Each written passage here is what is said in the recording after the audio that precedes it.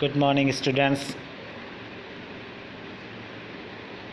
आज से हम क्लास 10th की एसएस की ऑनलाइन क्लास स्टार्ट कर रहे हैं। तो हो सके तो आप सभी अपनी बुक्स लेकर बैठें और ऑनलाइन क्लास में वीडियो ज़्यादा लॉन्ग होने की वजह से हम इस क्लास में सिर्फ लेसन का हिंदी ट्रांसलेशन करेंगे और इसमें जो समझने लायक बात है उस वीडियो में मैं आपको बताऊंगा।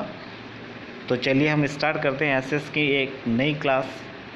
और फर्स्ट लेसन जो होगा हमारा वो ज्योग्राफी से होगा और हमारा फर्स्ट लेसन है वो है वाटर रिसोर्स, जो आपकी स्क्रीन पर आपको दिखाई दे रहा है। ये ज्योग्राफी का फर्स्ट लेसन होता है और उसके बाद में हम जैसे जैसे टाइम के अनुसार हम कोर्स कंप्लीट करने की कोशिश करेंगे। तो 10th के स्टूडेंट्स अपनी पुरानी बुक्स कहीं से दोस्तों के पास हो तो वो भी आप लेकर आगे बैठे, क्योंकि इसमें जो भी मैं पढ़ूंगा आपको ट्रांसलेशन बता दूंगा। समझने लायक कुछ इम्पोर्टेंट फैक्ट होते हैं वो भी इसमें मैं आपको सामने बताता जाऊंगा।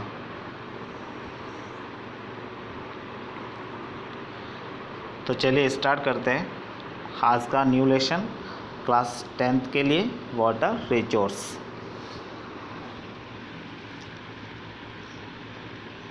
अपनी बुक्स में ये 8 नंबर चैप्टर है, लेकिन ज्योग्राफी थोड़ा सा इजी सब्जेक्ट होने की वजह से हम पहले इसको इसी लेसन से हम शुरुआत करते हैं।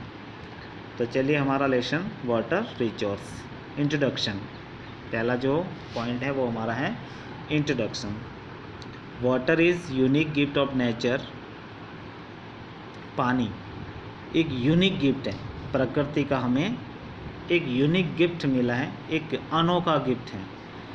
Which operates the all activities on earth, जो कि अर्थ पर जितनी भी एक्टिविटीज़ होती हैं उसको एक ऑपरेट करता है। हर एक्टिविटी में वाटर का बहुत ही इम्पोर्टेंस होता है। Surface of earth is covered by 71% water and 29% land. हमारे पृथ्वी जो पूरा अर्थ है उस अर्थ पर 71% पर तो वाटर है और ओनली 29% पर क्या है, लैंड है।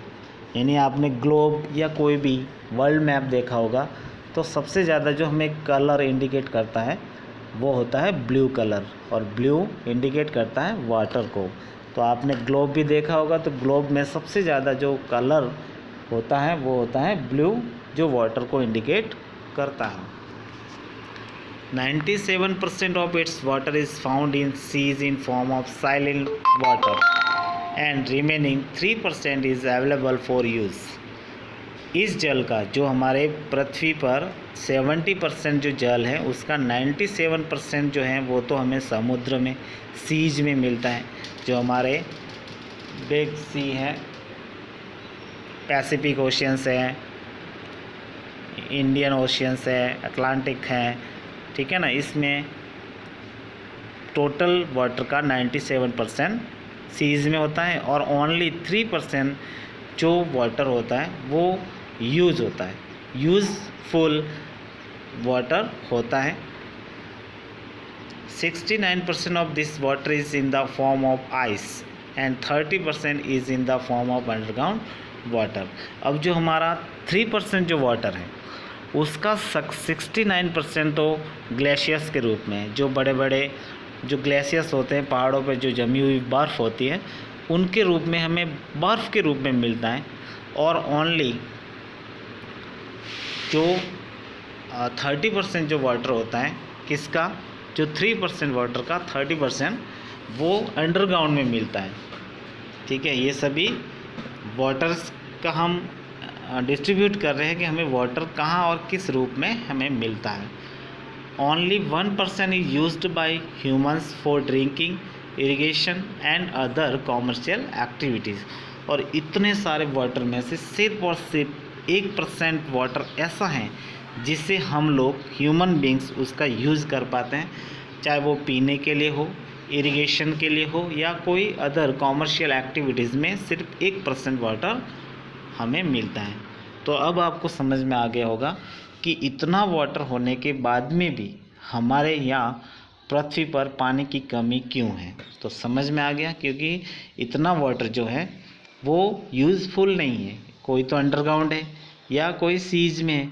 सीज का सालिन वाटर होता है, वो हमारा यूज़ होता नहीं है। हमारे सिर्फ 1% पानी ही हम यूज़ कर पाते हैं। Total available usable water in India is 1869 billion cube metres. Out of this 1123 billion cube metres water is for use. अब देखिए कि भारत में जो यूज़ करने लायक जो पानी है वो हमारे पास 1869 बिलियन क्यूब मीटर है, और इसमें से केवल 1123 बिलियन क्यूब मीटर पानी का ही हम उपयोग कर पाते हैं। 690 billion cube metres water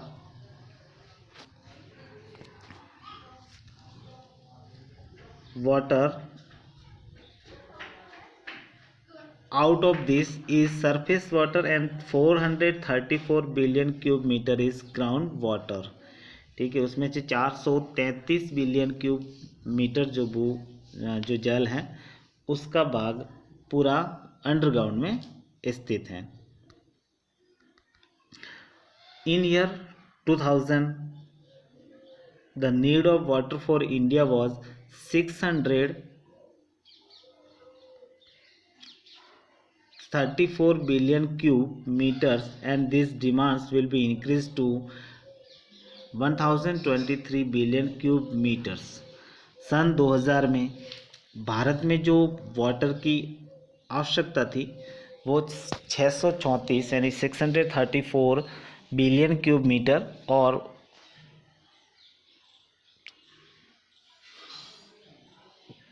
conservation and adequate management of water resources is mandatory due to population growth and global warming।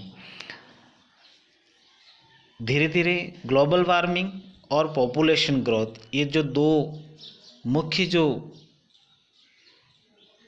Point है उससे हमारा जो पानी है उसका प्रभाव धीरे धीरे कम होता गया। ग्लोबल वार्मिंग और पॉपुलेशन ग्रोथ से पृथ्वी पर जो पानी की मात्रा थी, क्वांटिटी, वो दिनों दिन कम होती जा रही है। तो आपको पता चल गया, आपको रीज़न भी पता चल गया कि पानी की कमी क्यों होती है। Population growth and global warming, ये दो मुख्य फैक्टर हैं उसके।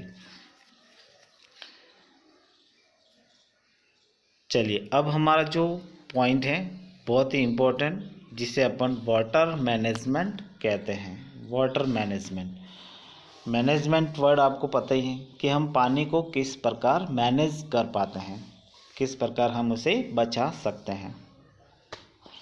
तो चलिए स्टार्ट करते हैं कि maximum rain water goes to waste in seas drain by reverse.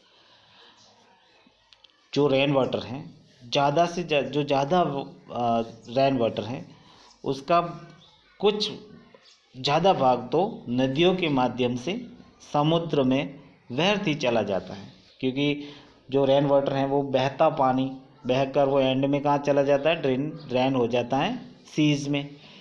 ठीक है, और सीज में जब वो पानी मिक्स हो जाता है तो वो सालिन वाटर हो जाता है, सालिन वाटर। और सालिन वाटर कोई काम का नहीं होता है, खारा होता है।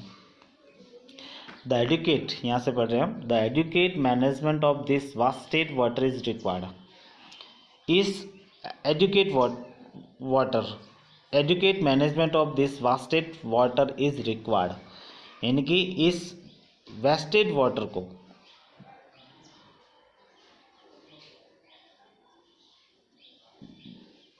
को उपयोग में बढ़ती हुई जनसंख्या के लिए हम कर सकते हैं, which can be use to fulfil the water demand of increasing population. ठीक है, and to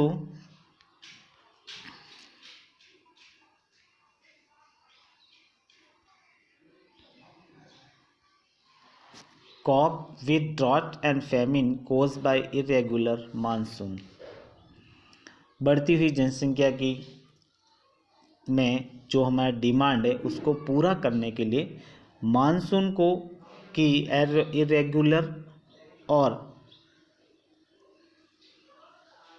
इरेगुलर और सूखे और अकाल से निपटने के लिए हमें बहुत ही अच्छी तरह से वाटर मैनेजमेंट करने की आवश्यकता है। After independence by various 5 years plans multipurpose hydro project started in India. अब इस पानी को बचाने के लिए आज़ादी के बाद जैसे इस गवर्नमेंट बनी तो 1951 से ही हमारे यहाँ देश में 5 years प्लान्स शुरू किए गए, 5 पंचवर्षीय योजनाएं शुरू की गई और उस स्कीम में कई हमारे देश में कई बड़े बड़े hydro projects multipurpose projects start किए गए which protected from flood and drought and helped in electric generation, drinking water supply, irrigation, fishing along with environmental conservation. जो बड़े बड़े हमारे यहाँ बहुउद्देशीय जो परियोजनाएं प्रारंभ की गई जिससे बाढ़, सूखा,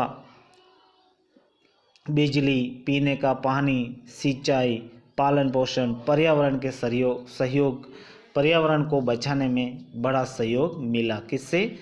मल्टीपर्पज़ हाइड्रो प्रोजेक्ट से। यहाँ इस प्रोजेक्ट में क्या होता है वो आगे बताऊंगा, लेकिन फिर भी आप समझ ले कि इस प्रोजेक्ट में बड़ी बड़ी जो नदियाँ थी उनके ऊपर बड़े बड़े डैम बनाए गए, पानी को रोका गया। क्योंकि आपको पता है जब बारिश का जो पानी है वो बहकर समुद्र में चला जाता था और वो व्यर्थ हो जाता था, तो इसे गवर्नमेंट ने बड़े बड़े बांध बनाकर उन बहते हुए पानी को रोका और रोकने के बाद में वहाँ पर अलग अलग समस्याओं से निपटने के लिए बड़े बड़े बांध का निर्माण किया गया, जिसमें लोगों को इलेक्ट्रिसिटी मिलने लगी। क्योंकि बांध बनाने से इलेक्ट्रिसिटी जनरेशन हुई, ड्रिंकिंग वाटर सप्लाई होने लगा, इरिगेशन फैसिलिटी होनी, fishing along with environment conservation, ये सभी ऐसे फैक्टर थे जिनको बचाने के लिए गवर्नमेंट ने 5 years प्लान्स के अकॉर्डिंग बड़े बड़े मल्टीपर्पज़ हाइड्रो प्रोजेक्ट्स को कंस्ट्रक्ट किया। These multi-purpose hydro projects were coined as Temple of Modern India by Nehru, first Prime Minister of country। और ये बहुत ही इम्पोर्टेंट लाइन है कि जो बड़े बड़े जो मल्टीपर्पज़ हाइड्रो प्रोजेक्ट बनाए गए उसे भारत के प्रथम प्रधानमंत्री जो थे पंडित जवाहरलाल नेहरू ने टेम्पल्स ऑफ मॉडर्न इंडिया कहा, यानी आधुनिक भारत के मंदिर कहा गया कि मंदिरों से भी ज़्यादा इनकी पूजा की जानी चाहिए। यानी उनको एक उपाधि, एक नेहरू जी के द्वारा टेम्पल्स ऑफ मॉडर्न इंडिया कहा गया कि इनको मल्टीपर्पज़ हाइड्रो प्रोजेक्ट्स को temples of modern India Nehru ji के द्वारा कहा गया। In India these projects are operated by states and central governments. अब जो मल्टीपर्पज़ जो हाइड्रो प्रोजेक्ट्स बनाए गए थे वो ऑपरेट किसके द्वारा होते थे? एक तो स्टेट्स के द्वारा और एक सेंट्रल गवर्नमेंट के ये दोनों मिलकर इस प्रोजेक्ट्स को चलाते थे, ऑपरेट करते थे। Central government is operating projects such as Bhakra Nangal, Rihand, Damodar, Hirakud, Kosi और तिहरी प्रोजेक्ट। जो सेंट्रल गवर्नमेंट के जो प्रोजेक्ट्स थे वो सभी थे, जिसमें भाखरा नांगल, रिहान, दामोदर, हीराकुंड, कोसी एंड तिहरी प्रोजेक्ट्स था। ये सेंट्रल गवर्नमेंट इनको ऑपरेट करती थी। सेकेंड था state government. State government are also operating projects, for example Chambal project Madhya Pradesh and Rajasthan, Nagarjuna Sagar project Andhra Pradesh, Tungabhadra projects Andhra and Karnataka, Sardar Sarovar Gujarat, Madhya Pradesh and Rajasthan, Mayurakshi and Farakka project West Bengal, Mahi project Gujarat and Rajasthan, Gandak project Bihar and Uttar Pradesh, Machkund project Andhra Pradesh and Odisha. ये सभी जो थे सेकंड नंबर पॉइंट में जो आपको दिखाई दे रहे हैं, ये सभी अलग अलग स्टेट गवर्नमेंट के द्वारा बनाए गए प्रोजेक्ट्स को ये ऑपरेट करती थी गवर्नमेंट। तो समझ में आ गया आपको कि मल्टीपर्पज़ प्रोजेक्ट्स क्यों बनाए गए, ताकि लोगों को इलेक्ट्रिसिटी जनरेशन मिल सके, ड्रिंकिंग वाटर मिले, फिशिंग एनवायरनमेंट कंजर्वेशन हो जाए, इरिगेशन के लिए होते थे। और इनको ऑपरेट करने वाले या तो सेंट्रल गवर्नमेंट होती थी या फिर स्टेट गवर्नमेंट इन्हें ऑपरेट करती थी। अब जो आपको नीचे एक डायग्राम दिख रहा है, उस डायग्राम को समझे कि इस डायग्राम में क्या है। कि वाटर का ही एक डायग्राम बनाया हुआ है।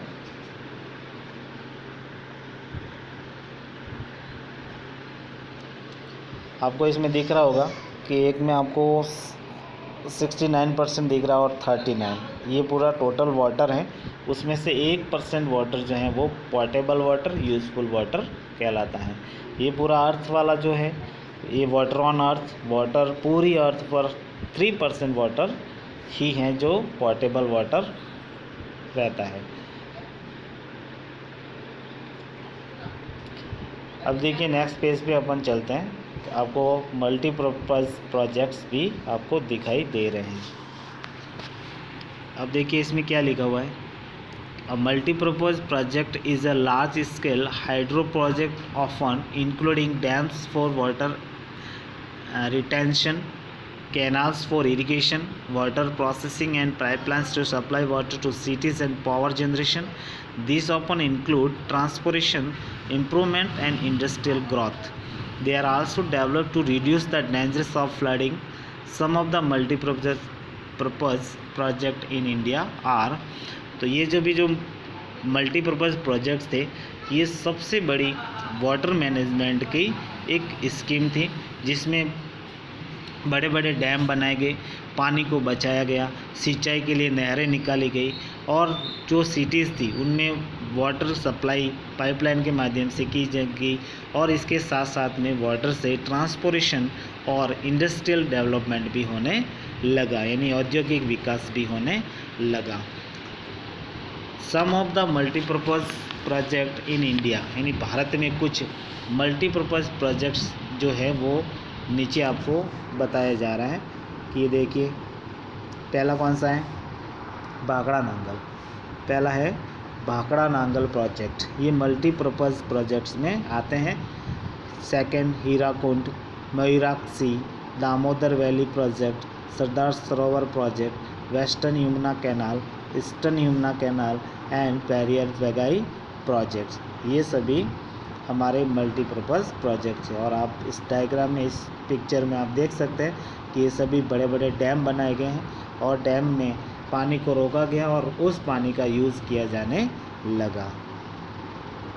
तो आज अपन इतना ही पढ़ेंगे और इसमें आपके बहुत ही इम्पोर्टेंट हैं। एक तो वाटर मैनेजमेंट कैसे किया गया, कौन कौन से डैम्स बनाए गए, कौन कौन से प्रोजेक्ट चलाए गए, स्टेट गवर्नमेंट के कौन से थे, सेंट्रल गवर्नमेंट के कौन से थे, यहाँ तक हमने पढ़ा। मैं आपको एसएस का ऑन स्क्रीन ही पढ़ा पाऊँगा। आप बुक्स ज़रूर पास में रखें और जो भी मैं पढ़ाऊँ आप उसमें नोट करते जाना है। उसके बाद अपन चलते हैं, पहला प्रोजेक्ट जो है वो हमारा भाखड़ा नांगल प्रोजेक्ट बहुत ही इम्पोर्टेंट है। इसे आप अच्छी तरह से लर्न भी करें। इसमें से एक क्वेश्चन एक प्रोजेक्ट के बारे में ज़रूर 10th क्लास बोर्ड में पूछा जाता है। तो चलिए फर्स्ट स्टार्ट करते हैं Bhakra Nangal project. It is biggest and most important project of country, ये हमारे भारत का सबसे इम्पोर्टेंट प्रोजेक्ट और सबसे बड़ा प्रोजेक्ट माना गया है। Started in 1948 and completed in 1963। ये बहुत ही इम्पोर्टेंट लाइन है इसकी कि जो ये प्रोजेक्ट बनाया गया था, शुरू किया गया था, वो 1948 में शुरू किया और 1963 में इसे पूरा किया गया। Is built on Sutlej river near Bilaspur, Himachal Pradesh. अब बात आती है कि इसको कहाँ पर कंस्ट्रक्ट किया गया।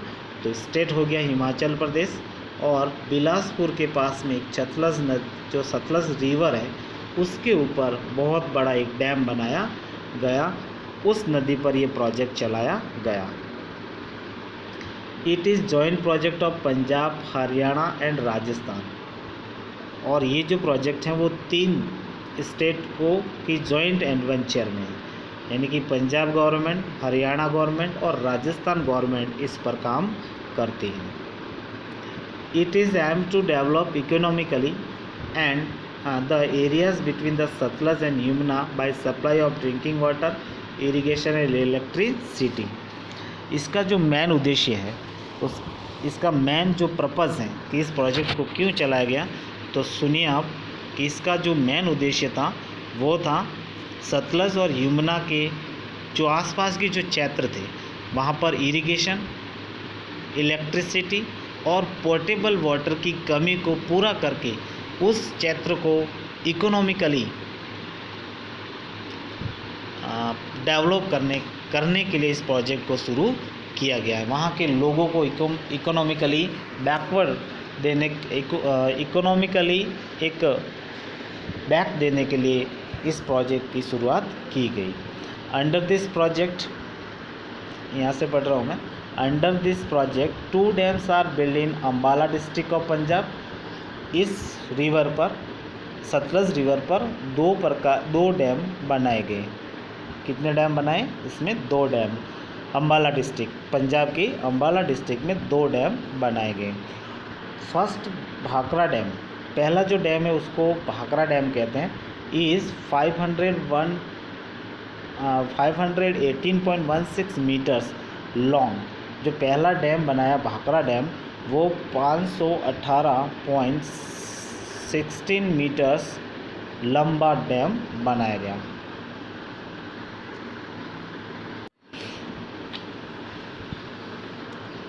And 167 metres high.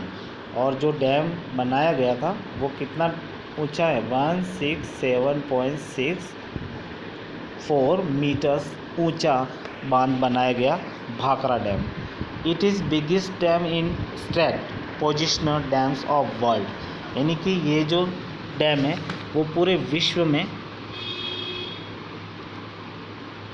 विश्व में ये सीधे खड़े बांधों में सबसे बड़ा बांध कहलाता है। एकदम स्ट्रेट है, made of concrete and cement.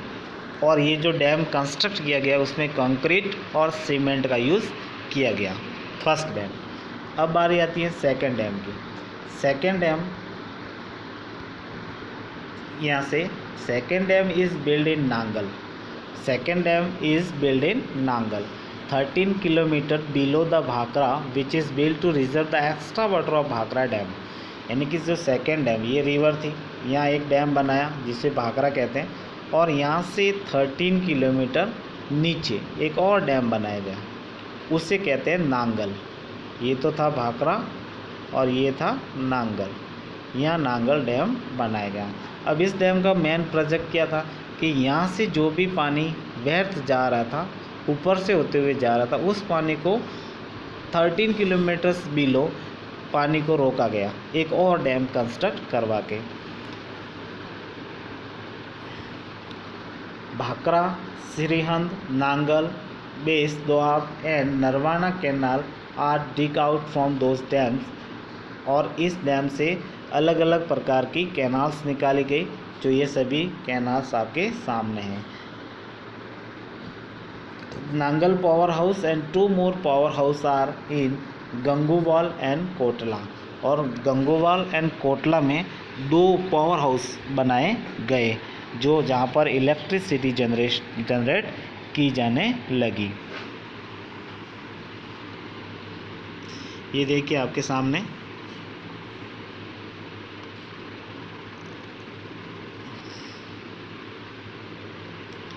ये पूरा आप डायग्राम के माध्यम से भी अपन सीख सकते हैं।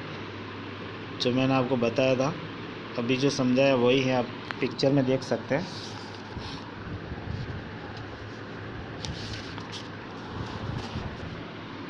ये पूरा जो भाखड़ा नांगल प्रोजेक्ट है, ये आपको रिवर सतलज दिख रही है और यहाँ पर ये दोनों डैम है, भाखड़ा एंड नांगल डैम बनाए गए। उस पानी को रोका गया और वहाँ पर इकोनॉमिकली डेवलपमेंट के उद्देश्य से इनका कंस्ट्रक्ट किया गया। अब जो आपके सामने दिख रहा है ये वाला जो ये ही हमारा डैम है भाखड़ा नांगल।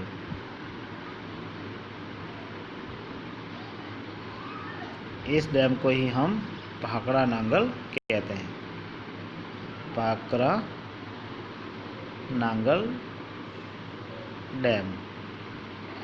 और इस डैम से कई प्रकार की फैसिलिटी उपलब्ध की गई, जो आप अगले डायग्राम में देख चुके हैं। अब देखिए, पंडित जवाहरलाल नेहरू ने इस भाखड़ा नांगल परियोजना को देखकर क्या कहा था, तो इन्होंने कहा था कि there is something amazing and astonishing in this dam, कि भाखड़ा नांगल परियोजना में कुछ आश्चर्यजनक है, कुछ ऐसा एस्ट्रोनाइजिंग है, सरप्राइज करने वाला कोई बात है। And when you look at it,